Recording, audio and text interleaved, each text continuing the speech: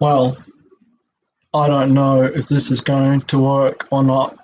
It's an experiment, and I've got to adjust.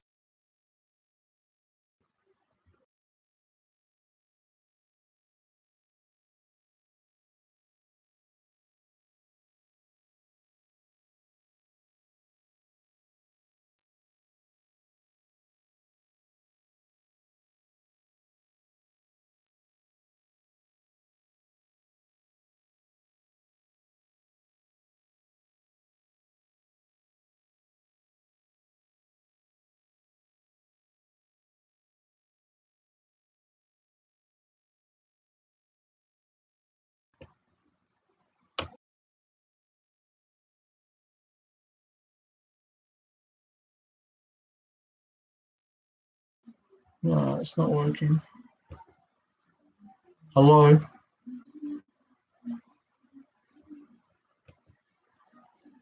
Hello? Hello? Again, if this gets broadcast.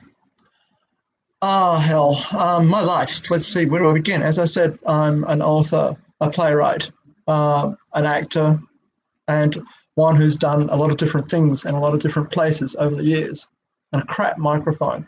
Um, so I guess I should start at the beginning. Jeff is my name, as it might become apparent later. Jeff Dodson, originally born in Johannesburg, South Africa, in 1959, and emigrated with my family to Australia in 1960, and I became a naturalised citizen in 1962. Now, maybe it was because I was born in a different country that I've never quite felt that one, I belonged to or being defined as an Australian citizen or a resident, or in fact any degree of nationalism about that country. I'm a human being and I live on planet Earth, on a piece of the Earth's crust, which is called by map makers Australia, from the Latin Terra Australis, Great Southern Land. And because I never settled in my life when I was younger, growing up in Perth after going to a horrendously conservative private boys' school to the insistence of my mother, I went wild eventually and became, for a while, a hippie on a commune in North New South Wales. And that's a long story. How did I get there? After leaving school, I kind of went feral or wild or alternative as it was.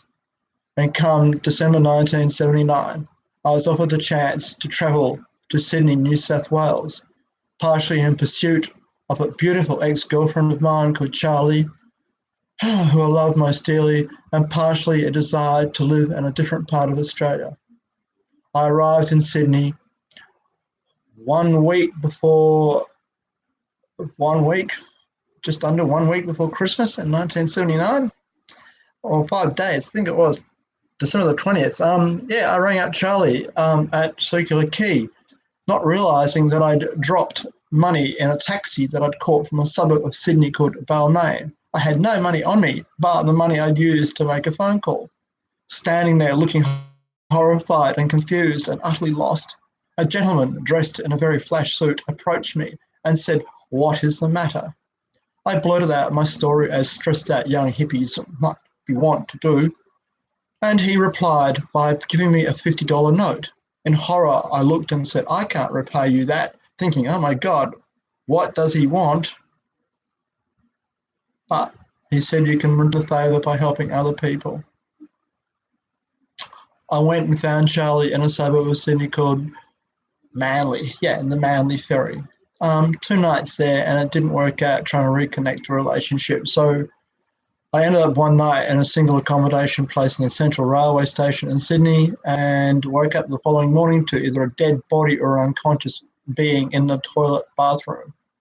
Freaked out, I returned to the Sydney Environment Centre in the suburb of Balmain. No, the Rocks. Get it right, Jeff. I hope this is making sense. I hope people will listen to this and not think, oh, what a rambling prat. He doesn't know what he's talking about in any order, any production. Any rate, as it is, I arrived back at the Environment Centre looking tired and stressed beyond word. The gentleman in the office kindly offered me a stretch out or fold out armchair with a footrest in a spare office where I could unwind and relax and sleep.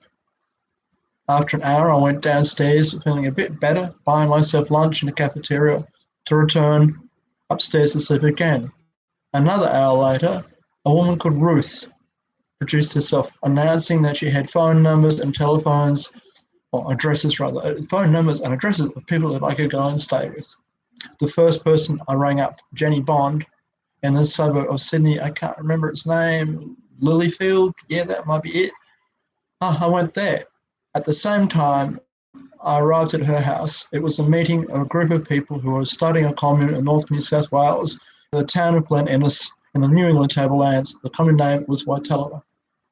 To my sadness and despair, today on ABC News, I found out that Waitela went up in smoke, literally due to savage bushfires, never seen before bushfires in that region. 2 people died, one of whom, a woman called Vivian, I have a strong feeling I knew back in the time I was there. And I moved to Waitela in 1980, mid-1980, and stayed there until early 1981. So I lived there about 6 or 7 months.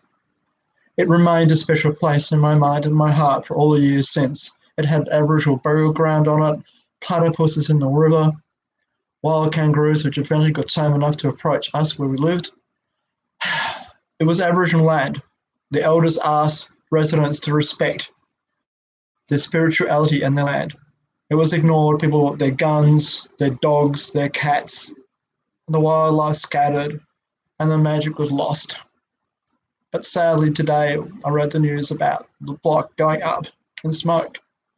It remains as one of the most beautiful, special times and places in my life. So I'm sad, ladies and gentlemen. I'm saddened that fantastic, magical place, which in a way saved my life when I arrived there, has gone because fucking politicians in fucking Canberra naming the Prime Minister, Scott fucking Morrison, and his fucking deputy fuckhead Prime Minister and ex-Prime Minister Barnaby Joyce say that climate change basically has got nothing to do with the bushfires which are ravaging North New South Wales and near Sydney and in Queensland as well. And it's sickening. I'm sorry to swear, but it's tragic. If I continue with this broadcasting, depending how it turns out with the technology, Houston, we have a problem. Oh no. I'll continue with stories. I've got all these different stories of different places and people that I've known and seen. I might only be just 60 years old, but I sometimes feel I've lived a dozen different lives compared to many other people in a subjective way. Life has been magical for me. I'm lucky that I've experienced so much in such a subjectively short space of time throughout my life. I could talk like this for hours because as an out-of-work actor, ladies and gentlemen, I could talk the legs off an iron pot. I'm addicted to talking, to communication, to expression, and using different accents like a good Scottish one right now, or diddly-dee potato, a good Irish accent.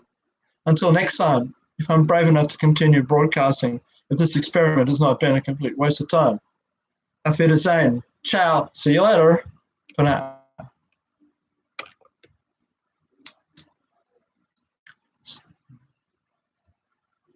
Yes.